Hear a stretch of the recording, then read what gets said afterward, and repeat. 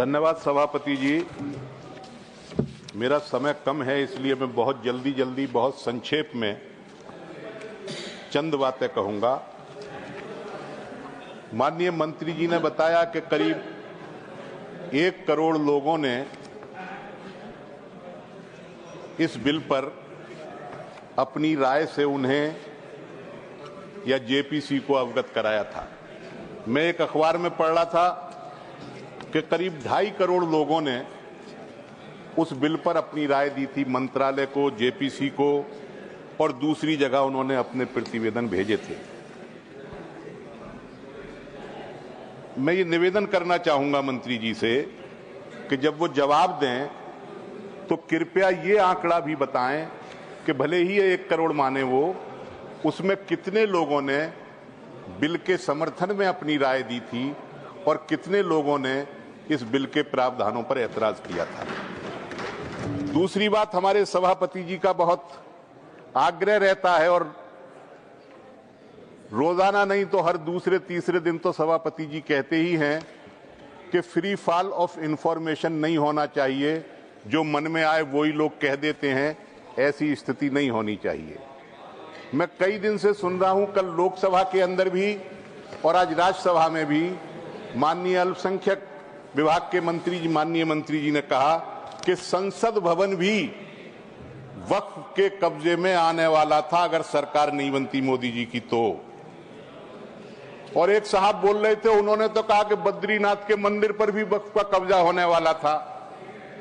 मैं ये चाहूंगा कि फ्री फॉल ऑफ इंफॉर्मेशन नहीं होना चाहिए, ये नियम मंत्री जी पर भी लागू होना चाहिए और मंत्री जी को कोई ना कोई दस्तावेज, ऑथेंटिकेशन इस संबंध में करना चाहिए कि संसद भवन कैसे वक्फ बोर्ड के कब्जे में आने वाला था।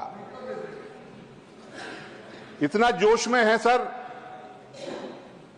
कल पास हो गया है लोकसभा में बिल, तो कहने लगे साहब हमने 31 मेंबर की कमेटी बनाई और 2011 में जो कमेटी बनी थी उसमें 13 ही मेंबर थे। मंत्री जी, आप बहुत जिम्मेदार मंत्री हैं, आपको थोड़ा सा फैक्ट बताना चाहिए।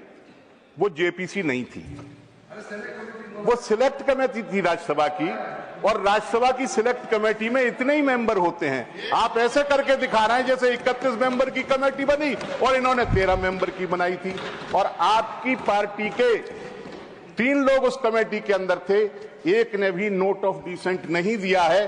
पूरी रिपोर्ट मेरे पास रखी है, अगर दिया हो तो बताइए। सर, मुस्लिम समुदाय का विकास होगा इस नए वक्फ बिल से, यानी जैसे वक्फ बोर्ड जो है आज का, वो मुसलमानों के विकास में सबसे बड़ा अवरोध है, उसे ये समाप्त करने जा रहे हैं। मैं सर मुसलमानों के विकास में बस चिंता इनकी बता देता हूं। सर, एक प्री मैट्रिक स्कॉलरशिप होती थी, बंद हो गई। मौलाना आजाद फेलोशिप होती थी, बंद हो गई। National commission for minority educational institution NCMI, जो अल्पसंख्यक संस्थानों को दर्जा दिया करता था अल्पसंख्यक का, वो आज तक 4 साल से डिफंक्ट पड़ा है। National minorities development and finance corporation NFDFC किस हाल में है, माननीय मंत्री जी बताएंगे। मौलाना आजाद एजुकेशन फाउंडेशन कहां विलुप्त हो गया, आज मंत्री जी बताएंगे। एक संस्था है उर्दू के विकास की, NCPUL, national council for the promotion of Urdu language. हालांकि वो मुसलमानों का अकेले सवाल नहीं है, लेकिन ज्यादातर मुसलमानों को उससे जोड़ा जाता है। 4 साल से उसका गठन नहीं हुआ है। कमीशन फॉर लिंग्विस्टिक माइनॉरिटीज कहां है, कुछ नहीं पता। प्रधानमंत्री का नया 15 सूत्रीय कार्यक्रम अल्पसंख्यकों के कल्याण हेतु, उसकी क्या स्थिति है, आप बताइए। आपके मंत्रालय की वेबसाइट के पेज 2-2 साल से, 3-3 साल से अपडेट नहीं हुए हैं। आप समझ रहे हैं कि इस वक्फ बोर्ड के बिल को लाने से आप मुसलमानों का भला कर देंगे। सर, एक बात मैं बिल के बारे में कहना चाहता हूं।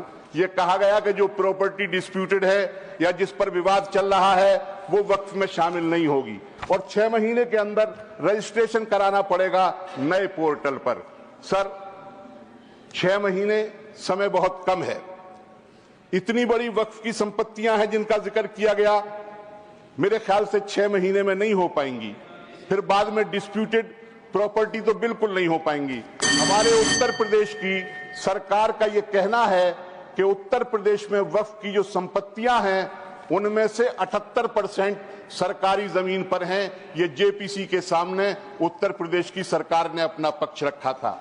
यानी उत्तर प्रदेश की सरकार उत्तर प्रदेश के अंदर 78% वक्फ की संपत्तियों को डिस्प्यूटेड बना देगी तो उत्तर प्रदेश में कितनी वक्फ की संपत्तियां बचेंगी? ये उसको संरक्षण देने की बात कर रहे हैं। सर, आखिरी बात मैं ये कहना चाहता हूं कि बहुत ही जोर इस बात पर दिया जाता है कि वक्फ की जो संपत्ति है वो बहुत ज्यादा है और उससे आमदनी बहुत कम है। वक्फ की संपत्तियों का जरा उनका कैरेक्टर तो देखिए। वक्फ की जितनी जमीनें हैं उनमें से 60% तो लगभग कब्रिस्तानी है। अब कब्रिस्तान से कौन सी आमदनी होनी चाहिए थी जिसे आप जो है अल्पसंख्यकों के कल्याण पर खर्च करेंगे? वहां तो सिर्फ कब्र खोदने का एक कारोबार होता है। ठीक उस काम में भी आप माहिर हैं। मुसलमान उस काम को बहुत अच्छे तरीके से नहीं कर सकते। मैं आपसे ये कहना चाहता हूं सर कि मेरी पार्टी इस वक्फ संशोधन विधेयक का विरोध करती है और हम इसके बारे में कोई भी सकारात्मक राजनीतिक